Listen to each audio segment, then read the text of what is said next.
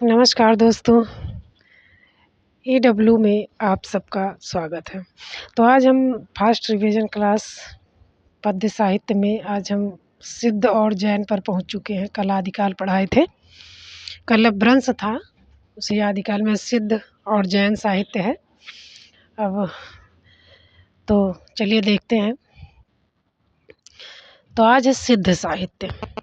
सरापा को हिंदी का प्रथम कवि कहा जाता है। पहला क्वेश्चन, सरापा को यानी हिंदी का प्रथम कवि किसे कहा जाता है? तो किसे कहा जाता है? सरापा को।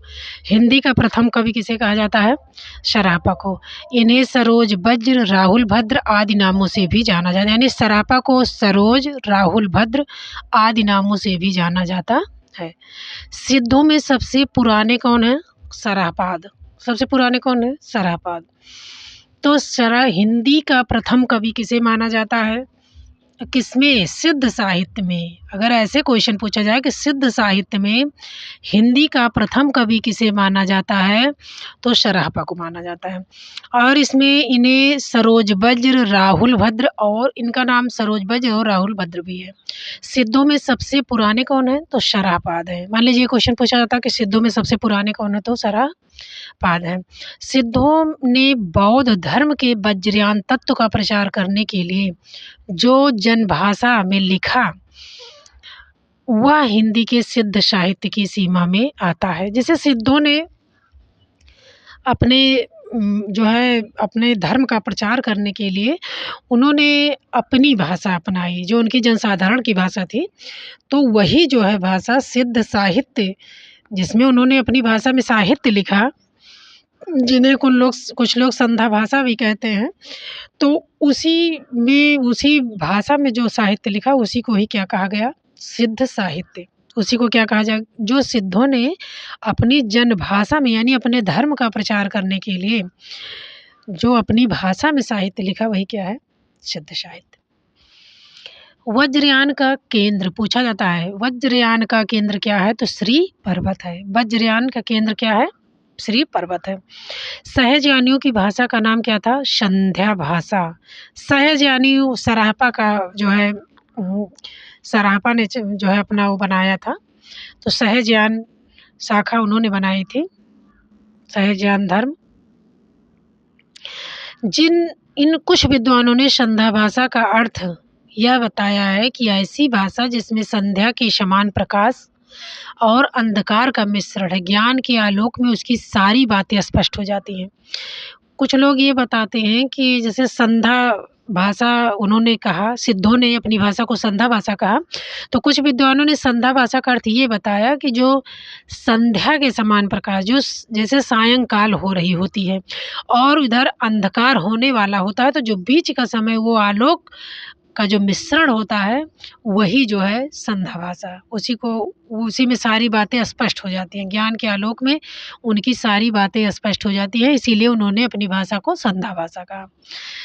कुछ विद्वानों ने संध्या भाषा का अर्थ अभिसंधि या अभिप्राय युक्त वाणी, और कुछ लोगों ने बताया नहीं, ऐसा कुछ नहीं है। उन्होंने वाणी का यानी अभिप्राय युक्त वाणी, यानी कि जो वाणी उन्होंने दी है उसका मतलब, कहने का मतलब सार्थक वाणी है, मतलब युक्त वाणी है। कुछ लोगों ने ये बताया। पंडित विधुशेखर शास्त्री ने बताया कि मूल शब्द संध्या भाषा नहीं बल्कि संधा भाषा रहा होगा।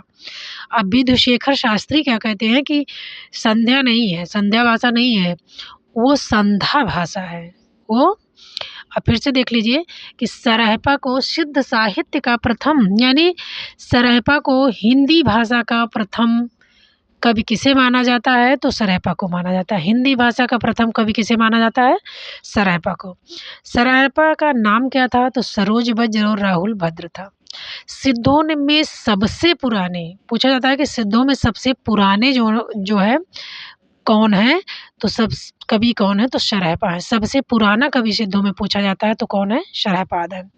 सिद्धों ने बौद्ध धर्म के वज्रयान तत्व का प्रचार करने के लिए साहित्य जनभाषा में लिखा। देखिए वही बता रहे हैं, ये वज्रयान, बौद्ध धर्म की वज्रयान और सहजयान, वज्रयान, हीनयान और महायान 2 शाखाएं थी।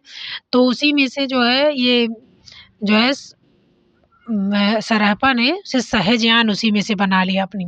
तो वज्रयान से ही सहजयान निकला। अब वज्रयान के तत्व का प्रचार करने के लिए उन्होंने अपनी भाषा किसमें लिखी?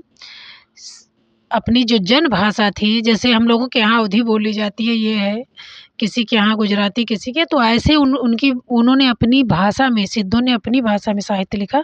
उसी साहित्य को क्या कहा गया? सिद्ध साहित्य। अब वज्रयान का केंद्र क्या था? श्री पर्वत। ये पूछा जाता है कि वज्रयान का केंद्र क्या था? तो श्री पर्वत था। सहजयानियों की भाषा का नाम क्या है? संध्या भाषा। अब इस पर लोगों ने विचार किया। कुछ लोगों ने कहा कि संध्या भाषा इसलिए कहा गया कि संध्या के समान प्रकाश और अंधकार का जब मिश्रण होता था तो उसी में ज्ञान की, आलोक की सारी बातें स्पष्ट हो जाती थी, इसलिए संध्या भाषा कहा गया। कुछ विद्वान कहते हैं कि नहीं, संध्या का अर्थ है अभिप्राय युक्त वाणी। कहने का मतलब सार युक्त वाणी, जिसका कोई मतलब हो। विधुशेखर शास्त्री ने कहा कि नहीं, संध्या भाषा नहीं है, बल्कि वो क्या है? संध्या भाषा है। अब देखिए, ज्योतिरीश्वर ठाकुर रचित, बहुत इंपॉर्टेंट है, वर्ण रत्नाकर नामक 14वीं शताब्दी के मैथिली ग्रंथ में 84 सिद्धों के नाम दिए गए हैं। सबसे पहले तो ये जानिए कि वर्ण रत्नाकर है किसका ग्रंथ? किसका है? ज्योतिरीश्वर ठाकुर का। अब हमें याद कैसे करना है? देखिए, रत्न क्या होता है? चमकता है ना, रत्न में ज्योति होती है। तो ज्योति जब होती है, रत्न चमकता है, तो किसने लिखा? ज्योतिरीश्वर ठाकुर ने। किसने लिखा? ज्योतिरीश्वर ठाकुर ने। और कब लिखा? 14वीं शताब्दी में। कब लिखा? और ये इनकी भाषा क्या है? मैथिली। ये जो है कैसी भाषा है? मैथिली। तो वर्ण रत्न, रत्न क्या होता है? रत्न में क्या होती है? चमक होती है ना। तो वर्ण रत्नाकर किसने लिखा? ज्योतिरीश्वर ठाकुर ने। कब लिखा? 14वीं शताब्दी में। और मैथिली ग्रंथ यानी भाषा क्या है? मैथिली ग्रंथ की है। लेकिन ये तो आपने जान लिया कि ज्योतिरीश्वर ठाकुर ने लिखा, 14वीं शताब्दी में लिखा और मैथिली भाषा में लिखा। लेकिन क्या है इसके अंदर? तो इसके अंदर क्या है? 84 सिद्धों के नाम लिखे हैं। यानी इसमें 84 सिद्धों के नाम, इसमें 84 सिद्धों के नाम भी दिए गए हैं। तो मान लीजिए कभी पूछा जाता है कि 84 सिद्धों के नाम किसमें दिए गए हैं, तो वर्ण रत्नाकर में।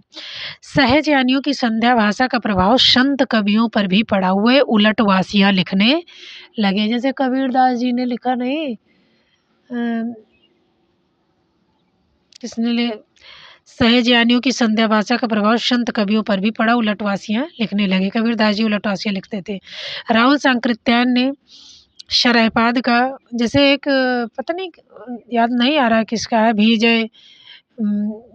भीजे कम बरसे कमर भीजे पानी, बांध पड़ा रुआ बांध दे खूंटा, गोरखनाथ का है। ये सब उनकी उलटवासियाँ थी।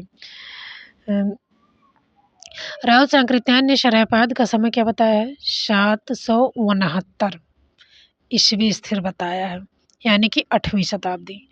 तो राहुल सांकृत्यायन ने, देखिए, सांकृत्यायन शरापाद, क्योंकि सांकृत्यायन पहला कवि शरापाद को ही मानते हैं। तो कब समय बताया? 769 यानी यक्कम 70। तो 769 यानी कि 8वीं शताब्दी। ठीक है। अब 8वीं शताब्दी कैसे? अगर 7 के बाद संख्या बढ़ जाती है तो 8 में गिना जाने लगेगा। तो राहुल सांकृत्यायन के शरापात का समय क्या है? 769। विनयतोष भट्टाचार्य ने शरापात का समय क्या बताया? 690। क्या बताया? 690। ये विक्रम संवत का समय है, इनका ईस्वी है 769 ईस्वी है।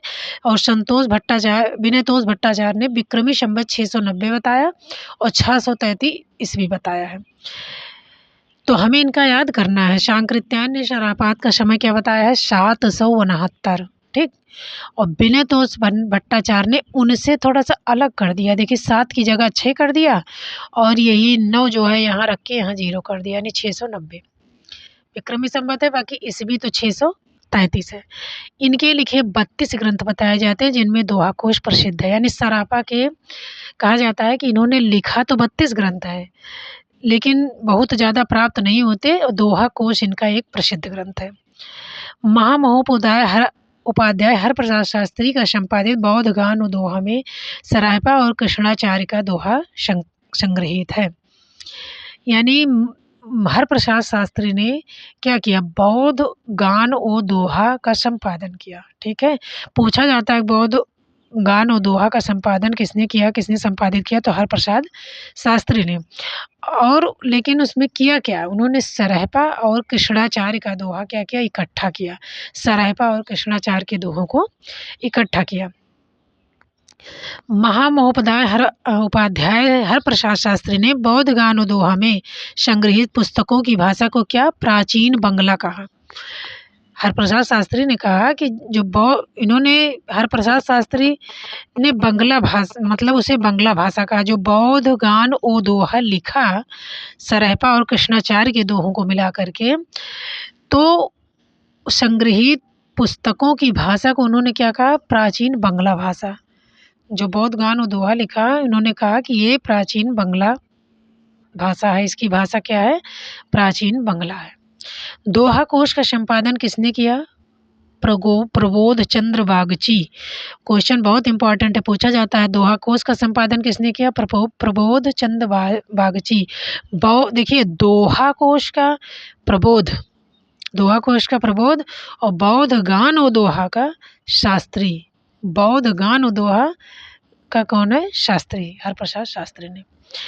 दोहा कोश में तिलोपमा, सरहपा, कड़हपा के दोहे संग्रहित हैं। दोहा कोश में क्या है? तिल्लोपा, सरहपा, कड़हपा की दोहा, यानी 3 लोगों के दोहों को संग्रहित किया गया है। सरहपा की जीवन दृष्टि संक्षेप में इस प्रकार है। ये सहज यान धर्म के संपादक थे। इन्होंने सहज संयम, पाखंड आडंबर का विनाश, गुरु की सेवा, सहज मार्ग, महासुख की प्राप्ति। इन्होंने कहा कि सहज संयम करो, आसान बहुत कठिन करने की आवश्यकता नहीं है, और लेकिन पाखंड आडंबर का नाश कर दो, गुरु की सेवा करो, सहज मार्ग अपनाओ, महासुख की प्राप्ति करो। महासुख 5 मकार बताते हैं। ये 5 मकार में महासुख की प्राप्ति होगी। अब बच्चन सिंह ने क्या लिखा कि आक्रोश की भाषा का पहला प्रयोग सरहपा में ही दिखाई देता है। कहने का मतलब, इन्होंने आक्रोश, सबसे ज़्यादा क्रोध इन्होंने जताया आडंबर पर, और यही अपने जो है उसमें फंस गए, अपने किए हुए कर्मों में, क्योंकि जो पंच मकार था उसी में फंस गए, निकल ही नहीं पाए। सिद्धों की भाषा को क्या कहा गया? संध्या भाषा नाम मुनि दत्त तथा अद्वय वज्र ने दिया। अब देखिए, सिद्धों की भाषा को संध्या भाषा नाम किसने दिया? तो मुनि दत्त और अद्वय वज्र ने। पूछा जाता है कि, और ये भाई ये बहुत जो है इम्पॉर्टेंट है कि आक्रोश की भाषा का पहला प्रयोग सरहपा में ही दिखाई देता, तो सरहपा में दिखाई देता है, यानी आक्रोश को याद रखिए, बच्चन सिंह।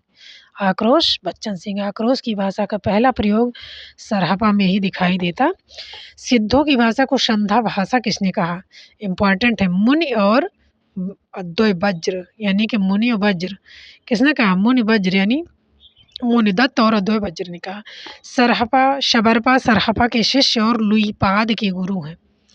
कहा जाता है कि शबरपा सरहपा के शिष्य हैं और लुईपाद, यानी कि सरहपा के शिष्य थे शबरपा और शबरपा के शिष्य हैं लुईपा। ठीक, सरहपा के शिष्य कौन है? शबरपा, यानी सरहपा के बाद शबरपा आए, फिर लुईपा के शिष्य हैं शबरपा। लुईपा के गुरु शबरपा हैं। शबरों की वेशभूषा में रहने के, अब कहा जाता है कि शबरपा क्यों इनका नाम पड़ा? तो ये शबरों की वेशभूषा में रहते थे, इसीलिए इनका नाम शबरपाद पड़ा। इनका जन्म क्षत्रिय कुल में 780 ईस्वी में हुआ था। इनका जन्म कब हुआ था? 780 ईस्वी में। चर्यापद शबरपा की प्रसिद्ध पुस्तक है। इनकी पुस्तक का नाम क्या है? चर्यापद। इनका जन्म क्षत्रिय कुल में 780 ईस्वी में हुआ, और चर्यापद शबरपा की प्रसिद्ध पुस्तक है। चर्यापद एक प्रकार का गीत है जो संभवतः अनुष्ठानों के समय गाया जाता है। पूछा जाता है कि जैसे पहले ये जानिए कि शबरपा के गुरु कौन थे? शबरपा के शिष्य और लुईपाद के गुरु, यानी कि शबरपा के गुरु तो सरहपा थे और लुईपा के गुरु कौन है? शबरपा हैं। अब शबरपा क्यों कहा गया? क्योंकि ये शबर जो भील वगैरह टाइप के होते हैं, जो जंगलों में धनुष बाण से शिकार उकार करते हैं, शबर जाति भीलों की, तो शबर वेशभूषा धारण करने के कारण इन्हें शबरपा कहा गया। लेकिन इनका जो है वंश क्या था, क्षत्रिय, ये शबर वेश धारण करते थे। और कब हुआ, सन 780 में। चर्यापद सबरपा की प्रसिद्ध पुस्तक है। और चर्यापद एक प्रकार का गीत है जो सामान्यतः अनुष्ठानों के समय गाया जाता है। चर्यापद संध्या भाषा के दृष्टकूट में लिखी गई है। इसके दोहरे अर्थ हैं। कहने का मतलब जो चर्यापद था ये दोहरे अर्थ वाला था। जैसे आज भोजपुरी गाना गाया जाता है दोहरे अर्थ में, द्व्यर्थी अर्थ है उनके, द्व्यर्थी होते हैं गाना। वैसे चर्यापद का अर्थ जो है दृष्टकूट पदों में लिखा जाता था, द्व्यर्थी होते थे, इनके दोहरा अर्थ था। यानी चर्यापद पूछा जाता है कब गाया जाता है, तो अनुष्ठानों के समय गाया जाता है। चर्यापद भाषा में किस है, तो संध्या भाषा में। किस पद में लिखा गया है, तो दृष्टकूट पद में लिखा गया है। और इनके दोहरे अर्थ हैं। दृष्टकूट पद का मतलब है दोहरा अर्थ। सिद्ध साहित्य में दोहा कोश की रचना परिनिष्ठित अपभ्रंश में हुई है तथा चर्यापदों की अवहट्ठ में। ये भी पूछा जाता है कि सिद्ध साहित्य में दोहा कोश की रचना तो अपभ्रंश में हुई है, लेकिन चर्यापदों की रचना किस में हुई है, अवहट्ठ में। तो सिद्ध जो दोहा कोश है उसकी रचना तो परिनिष्ठित अपभ्रंश में है, दोहा कोश अपभ्रंश में है, चर्यापद अवहट्ठ में है। सिद्धों का दोहा और चर्यापद संत साहित्य में क्रमशः साखी शब्दी में किंचित रूपांतरित हो गया। कहा जा रहा है कि सिद्धों का दोहा चर्यापद संत साहित्य में क्रमशः साखी और शबदी में क्या हो गया, परिवर्तित हो गया, रूपांतरित हो गया। वही साखी और शबदी संत साहित्य में वही साखी और शबदी बन गया। लुइपा का जन्म राजा धर्मपाल के शासन में 773 में एक कायस्थ परिवार में हुआ था। यानी लुइपा क्या थे, एक बनिया थे। और ये धर्मपाल के शासन में जो है इनका जन्म हुआ था 773 में। 780 में सबरपा है, 773 में शरापा है, और 669 में 769 में जो है शरापा है। 769 है, 600 800 लुइपा सबरपा के शिष्य हैं। ठीक है। अब 84 सिद्धों में अब ये पूछा जाता है कि 84 सिद्धों में प्रथम शिष्य तो प्रथम तो थे सरापा, लेकिन 84 सिद्धों में प्रथम स्थान, ऊंचा स्थान किसका है, तो 84 सिद्धों में लुइपा का स्थान सबसे ऊंचा है। 84 सिद्धों में प्रथम तो थे कभी सरापा, लेकिन सिद्धों में लुइपा का स्थान सबसे ऊंचा है। लुइपा साधना में इतने ऊंचे थे कि उड़ीसा के राजा दारिकपा और उनके मंत्री डेंगिपा उनके शिष्य हो गए।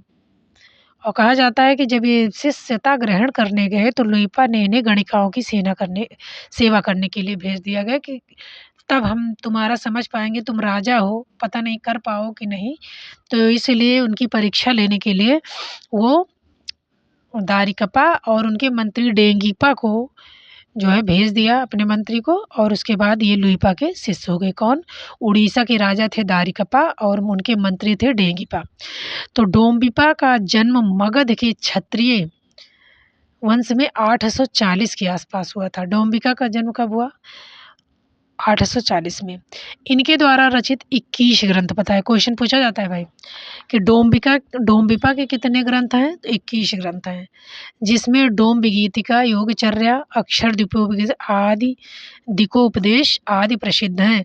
तो इनके कौन कौन से हैं, डोम्बिगीतिका है, योगचर्या है, अक्षर दिको उपदेश है। ठीक है। तो इनके कितने ग्रंथ हैं, 21। इनके कितने ग्रंथ हैं, 21।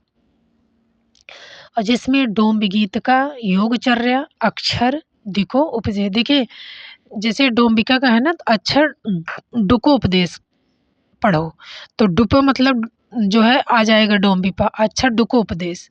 डोम्बिगीतिका है ये है डोम्बी, और योगचर्या एक याद कर लो। अक्षर दिको उपदेश की जगह डुको उपदेश पढ़ो तो आ जाएगा। डोम्बिका किसके शिष्य हैं, विरूपा, यानी कि डोम्बिपा के गुरु कौन है, विरूपा। तो डोम्बिपा के गुरु कौन है, विरूपा। कणहपा सिद्धों में सर्वश्रेष्ठ विद्वान थे। देखिए उनका स्थान ऊँचा तो था साधना में, लेकिन कण्हपा का जो है विद्वान थे, वो सबसे बड़े कवि थे। अगर पूछा जाए कि विद्वान में यानी कि सबसे बड़े सिद्धों में सबसे बड़ा विद्वान कौन था कवि, तो कण्हपा थे। इन्होंने 74 यानी सबसे ज़्यादा रचनाएँ भी की है। तो डोम्बिका की कितनी रचनाएँ हैं? 21। कण्हपा का जन्म कहाँ हुआ था? का से कण्हपा, का से कर्नाटक। और ये कण्हपा क्या थे? ब्राह्मण वंश में थे। इन्हें चोटी का भी विद्वान कहा जाता है, तो चोटी किसको होती है? ब्राह्मण को ही होती है। इनका जन्म कब हुआ? 820 में। कब हुआ?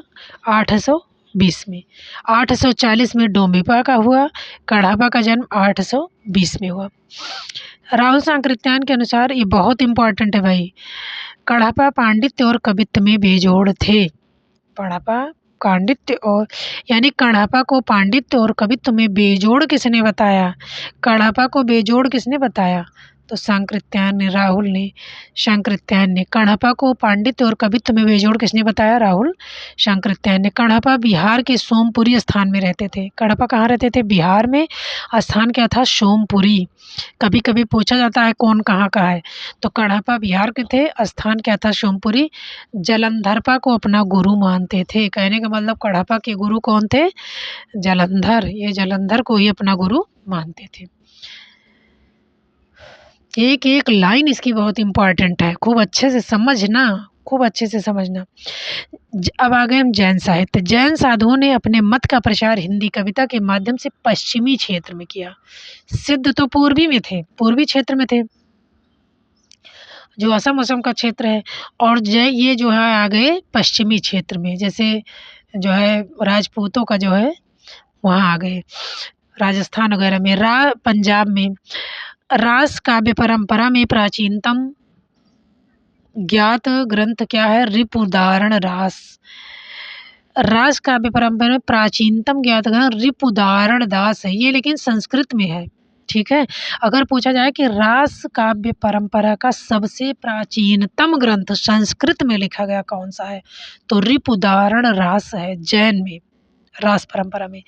डॉक्टर ओझा ने इसका समय 905 बताया है। डॉक्टर ओझा ने रिपुदारण रास का समय यानी रास परंपरा में सबसे प्राचीनतम संस्कृत में लिखा गया कौन सा ग्रंथ है, तो रिपुदारण रास है।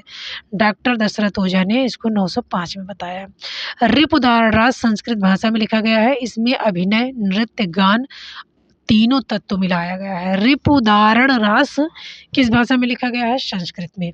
सबसे पहले तो रास परंपरा का सबसे प्राचीनतम ग्रंथ कौन सा है, तो रिपुदारण रास है। और डॉक्टर ओझा इसका समय क्या बताते हैं? 905। और रिपुदारण रास संस्कृत भाषा में लिखा, इसमें तथा इसमें अभिनय, नृत्य, गान तीनों का मिश्रण है। इसमें अभिनय भी है, नृत्य भी है और गान भी है।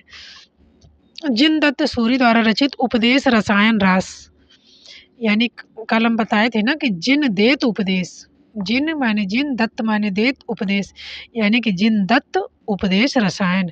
उपदेश रसायन किसमें लिखा गया? अपभ्रंश में। भाषा का सर्वप्रथम रास, अब पूछा जाए अपभ्रंश भाषा का सर्वप्रथम रास ग्रंथ, तो उपदेश रसायन। जिन देत उपदेश यानी जिन दत्त सूरी उपदेश रसायन किस भाषा का है? अपभ्रंश भाषा का है। तो संस्कृत भाषा में सबसे प्राचीनतम रास ग्रंथ का पूछा जाए तो रिपुदारण रास है। और अगर अपभ्रंश भाषा में पूछा जाए तो उपदेश रसायन है। अपभ्रंश भाषा का दूसरा रासक या रास काव्य अब्दुल रहमान द्वारा रचित संदेश रासक है। पहला तो देखिए अपभ्रंश भाषा में सर्वप्रथम लिखा गया रास परंपरा का उपदेश रसायन है, जिनदत्त सूरी का। और दूसरा क्या है? संदेश रासक, जो कि अब्दुल रहमान द्वारा लिखा गया। अब देखिए हिंदी का प्रथम ऐतिहासिक रास ग्रंथ कौन सा? अगर ऐतिहासिक पूछा जाए तो देखो ऐसे मतलब ऐसे याद करने के लिए बता रहे हैं, 5 पांडव ऐतिहासिक थे ना, इतिहास की ही तो बातें हैं महाभारत की। तो ऐतिहासिक पूछा जाए तो 5 पांडव रचित रास, पंच पांडव इम्पॉर्टेंट पूछा जाता है। पंच पांडव रचित रास के लेखक कौन है? शालिभद्र सूरी ने ही लिखा है। तो शालिभद्र सूरी ने ही लिखा है पंच पांडव चरित रास। और पंच पांडव चरित रास के लेखक शालिभद्र सूरी द्वितीय को माना जाता है। इसका रचनाकाल 1350 है। तो पंच पांडव रचित रास के लेखक कौन है? शालिभद्र सूरी। द्वितीय को माना जाता है। इसका रचना काल 1350 है। मुनि जिन विजय दशरथोजा गणपति चंद्रगुप्त ने शालिभद्र शूरी द्वारा रचित भरतेश्वर बाहुबली रास को हिंदी जैन परंपरा का आदि काव्य। अब पूछा जाता है कि जैसे हिंदी जैन रास परंपरा का आदि काव्य कौन सा है, तो भरतेश्वर बाहुबली रास है। और किसने माना है, तो मुनिजिन ने माना, दशरथ ने माना, गणपति ने, शालिभद्र शूरी, यानी जो है 4 लोगों ने माना कि मुनिजिन विजय दशरथ ओझा डॉक्टर गणपति चंद्र ने श्री शालभद्र शूरी द्वारा रचित भरतेश्वर बाहुबली रास को हिंदी जैन रास परंपरा का आदि काव्य माना है। डॉक्टर इसमें एक एक लाइन बहुत इम्पॉर्टेंट है, एक एक लाइन नहीं छोड़ना हमको। डॉक्टर गणपति चंद्रगुप्त ने शालभद्र शूरी को हिंदी का प्रथम कवि। अब देखिए, अब विद्वानों के मत के अनुसार पूछा जाता है कि गणपति चंद्रगुप्त हिंदी का प्रथम कवि किसे मानते हैं, तो शालिभद्र शूरी को। तो गढ़ शाली, गणपति साल, गणपति शाल, तो गणपति किसे गुप्त किसे पूछते हैं, शालिभद्र शूरी, यानी गणपति चंद्र हिंदी का प्रथम कवि किसे मानते हैं, तो शालभद्र शूरी को। भरतेश्वर बाहुबली रास की रचना 1184 में हुई। इस ग्रंथ में भरतेश्वर तथा बाहुबली का चरित्र, यानी ये जो है इसमें भरतेश्वर और बाहुबली 2 लोगों का चरित्र वर्णित है 1184 में। तो भरतेश्वर और बाहुबली रास की रचना कब हुई, 1184 में। इस ग्रंथ में भरतेश्वर तथा बाहुबली रास दोनों का चरित्र लिखा गया है। ये ग्रंथ 205 छंदों का है। ये ग्रंथ, इसमें कितने, भरतेश्वर बाहुबली रास में कितने छंद हैं, 205। कब लिखा गया, 1184 में। और है क्या, एक खंड काव्य है। ये सब पूछा जाता है, ये क्या है, खंड काव्य है। भरतेश्वर बाहुबली रास का संपादन किसने किया, मुनिजिन विजय ने संपादित किया इसे। भरतेश्वर बाहुबली रास को संपादित किसने किया, मुनिजिन विजय ने। प्रसिद्ध जैन आचार्य देवसेन कृत श्रावकाचार्य को डॉक्टर नगेंद्र ने।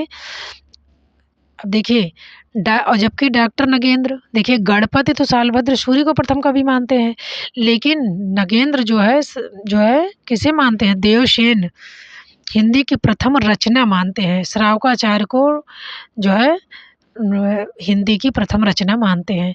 तो डॉक्टर नगेंद्र जैन आचार्य देवसेन कृत श्रावकाचार्य जो रचना है उसे नगेंद्र हिंदी की प्रथम रचना मानते हैं।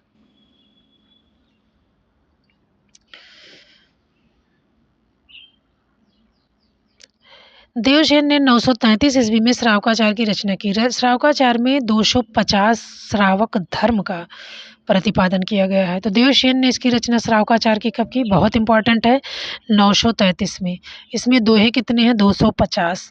और क्या किया गया है, श्रावक धर्म को बताया गया है इसमें 250 दोहे हैं, श्रावक धर्म के बारे में बताया गया है। कब लिखा गया, 933 में। देवसेन ने 933 में श्रावकाचार्य की रचना की। और कब लिखा गया, यानी कि 933 में लिखा। दोहे कितने हैं, 250। और श्रावक धर्म का प्रतिपादन इसमें किया गया है।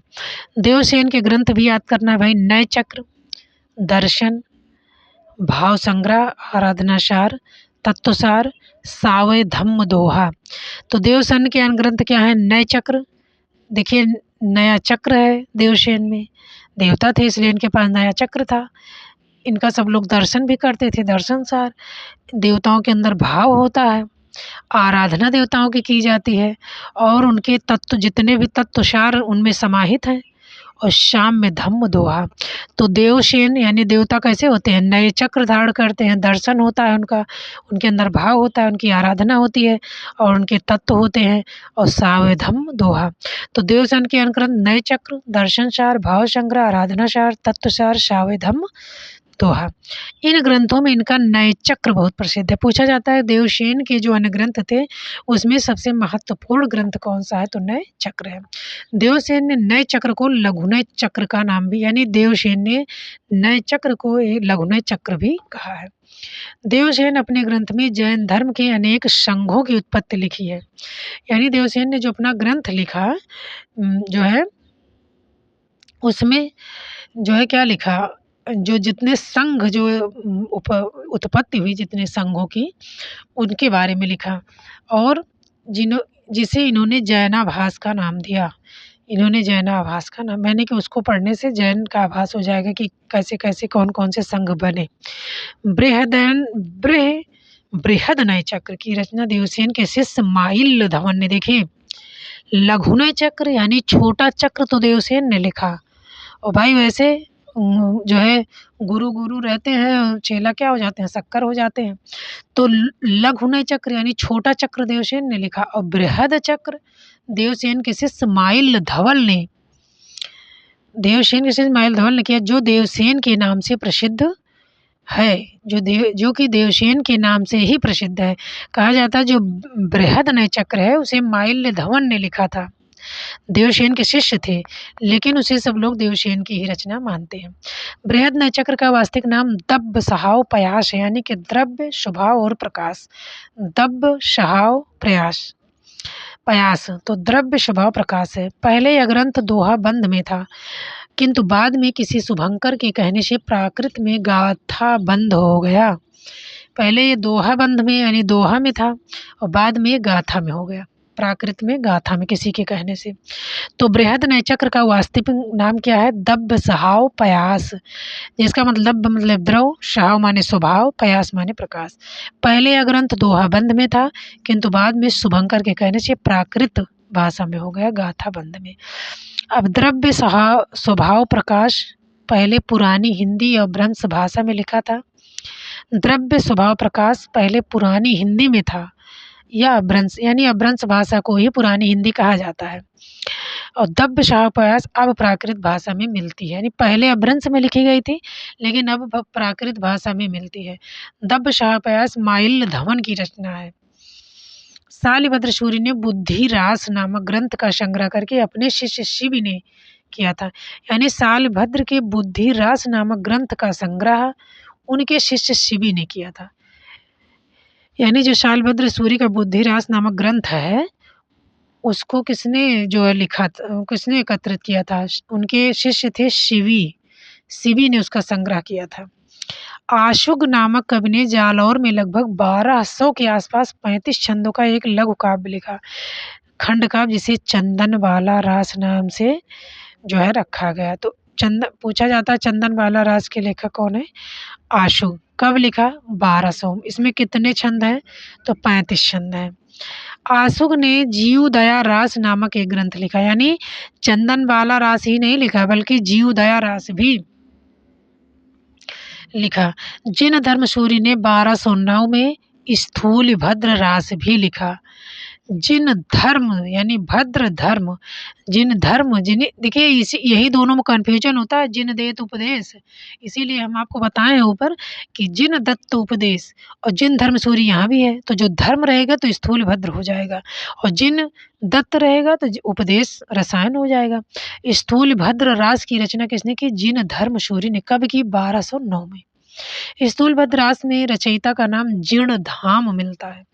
स्थूल भद्र रास में रचयिता का नाम जीर्णधाम मिलता है, जो जिन धर्म का ही पर्यायवाची समझा जाता है। विजय सेन सूरि ने रेवंत गिरिराज की रचना 1231 के आसपास की। तो रेवंत गिरि, रेवंत पर पृथ्वीराज चौहान जो है युद्ध करने गए थे, तो यहाँ विजय की बात है। रेवंत गिरि पर जो विजय करेगा वही लिखेगा। तो रेवंत गिरि विजय सेन सूरि, रेवंत गिरि विजय सेन सूरि। कब लिखा गया? 1231 के आसपास। रेवंत गिरि रास में जैन तीर्थ रेवंत गिरि और तीर्थंकर नेमिनाथ की प्रतिमा के महत्व का प्रतिपादन, ऐतिहासिक, पौराणिक, इतिवृत्त, प्राकृतिक सौंदर्य का, यानी कि वहाँ नेमिनाथ की मूर्ति बनी हुई है, और जो है जैन तीर्थ रेवंत गिरि और नेमिनाथ की मूर्ति है, ठीक है। और वहाँ की मतलब प्राकृतिक सौंदर्य रेवंत गिरि का बहुत सुंदर है, और पौराणिक और ऐतिहासिक कथाओं के बारे में लिखा गया है, तो यही वर्णन किया गया है। और रेवंत गिरि किसने लिखा? विजय सेन सूरि ने। वहाँ किसकी प्रतिमा बनी हुई है? तो तीर्थंकर नेमिनाथ की, यानी कि जैन तीर्थ रेवंत गिरि और जो है नेमिनाथ की। तो वहाँ ऐतिहासिक और पौराणिक और प्राकृतिक सौंदर्य के आधार पर उसका वर्णन किया गया। और कब किया गया? 1231 में। रेवंत गिरि रास 4 कड़वकों में विभक्त है। रेवंत गिरिराज कितने कड़वक में विभक्त है? तो 4। रेवंत गिरिराज की ही भांति कवि पल्हड़ द्वारा रचित आबू रास, पूछा जाता है कि आबू रास किसकी रचना है? तो पल्हड़ की है। कब लिखी गई? 1232 में। जैनियों के प्रसिद्ध स्थान आबू मंदिर का वर्णन है। अब रेवंत गिरिराज की ही तरह जो है एक रचना पल्हड़ ने आबू रास की, उन्होंने ये आबू पर्वत पर कर दिए, रेवंत पर्वत पर वर्णन किए हैं। तो आबू रास 1232 किसकी रचना? पल्हड़ की। और इसमें आबू मंदिर का वर्णन किया गया है। ये प्रसिद्ध जैनी थे, जैनियों के प्रसिद्ध मंदिर था आबू मंदिर, उसी का वर्णन किया गया है। मुन सुमतिगढ़ ने नेमिनाथ, नियम उसी के पास होता है जिसके पास सुमति होती है, ठीक है। नियम उसी के पास होता है जिसके पास क्या होती है? सुमति होती है। तो सुमतिगढ़ नेमिनाथ रास जैन तीर्थंकर नेमिनाथ के चरित्र का वर्णन अत्यंत संक्षेप में किया गया है। नेमिनाथ रास की रचना 1213 ईस्वी में हुई। इसमें कितने छंद हैं? 58। चौपाई छंद में 12 मासा का वर्णन विनय चंद सूरी द्वारा रचित नेमिनाथ चौपाई में माना जाता है। अब कहा जाता है कि नेमिनाथ चौपाई छंद में 12 मासा का वर्णन सबसे पहले कहाँ मिलता है? नेमिनाथ चौपाई में। सबसे पहले कहाँ मिलता है? नेमिनाथ चौपाई में। नेमिनाथ की रचना कब हुई? 1213 में। कितने छंद हैं? 58। तो नेमिनाथ छंद में 12 मासा का वर्णन विनय चंद सूरी द्वारा रचित नेमिनाथ चौपाई से माना जाता है। अब विनय चंद्र सूरी की अन्य रचनाएं मल्लिनाथ काव्य, पार्श्वनाथ चरित, कल्पनिरुक्त, उबलय माला, कहाड़े, छप्पय आदि।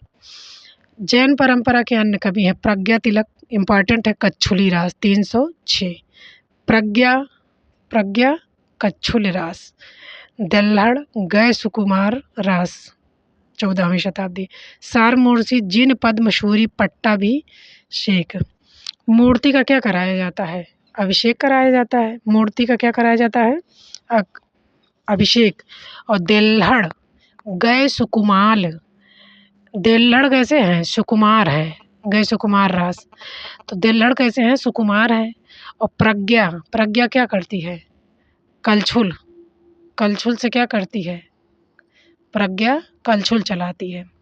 प्रज्ञा क्या होती है? कलछुल चलाती है। प्रज्ञा क्या करती है? कलछुल से खाना बनाती है। और देल्हड़ कैसे हैं? सुकुमार हैं। और मूर्ति का क्या होता है? अभिषेक होता है, पट्टाभिषेक। अभय देव, जो अभय होता है, जिसे भय नहीं होता, उसकी क्या होती है? जय होती है, जय होती है। चंद्रमुनि पुराण सार, जो चंद्र मुनि लोग होते हैं क्या लिखते हैं? पुराण का सार बताते हैं। जो मुनि लोग होते हैं क्या बताते हैं? पुराण का सार। कनकामर मुनि करकंड, देखिए कन से कनकामर और कन से करकंड चरित्र। कवि अड़ैड़ंदी सुदंसड़ चरु। जिन बल्लभ सूरी, जो बल्लभ होता है वही संघ का पट्टा बनाता है। क्या? जिन बल्लभ सूरी संघ पट्टक, जो बल्लभ होता है, जो सबका प्रिय होता है, वही क्या होता है? संघ पट्टक होता है। योग चंद्र मुनि योग सार, देखिए योग चंद्र योग सार, योग से योग चंद्र योग सार। जिन दत्त सूरी चाचरी काल स्वरूप कुलक एवं रसाड़। हरिभद्र सूरी ललित विस्तरा धूर्ताख्यान जसार चरु संबोध प्रकरण अड़ेमी धाम चरु। सोम प्रभु सूरी कुमार पाल प्रतिबोध। सोम जो है, सोम कौन पीता है? कुमार लोग क्या पीते हैं? सोम कौन पीता है? कुमार। तो सोम प्रभशूरी कुमार पाल प्रतिबोध। जिन पद्मशूरी, जिनके पद्मों में शूरवीर होते हैं वो कैसे होते हैं? स्थूल होते हैं।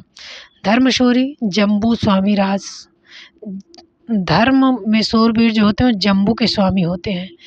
जो धर्म शूरवीर होते हैं क्या होते हैं? जम्बू के स्वामी। अम्बदेव संघपति शमरा राशा।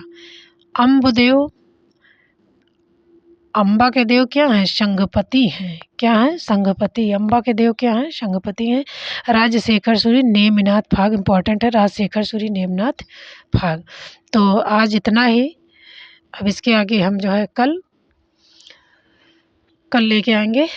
तो आज इतना ही। शुभ संध्या, धन्यवाद।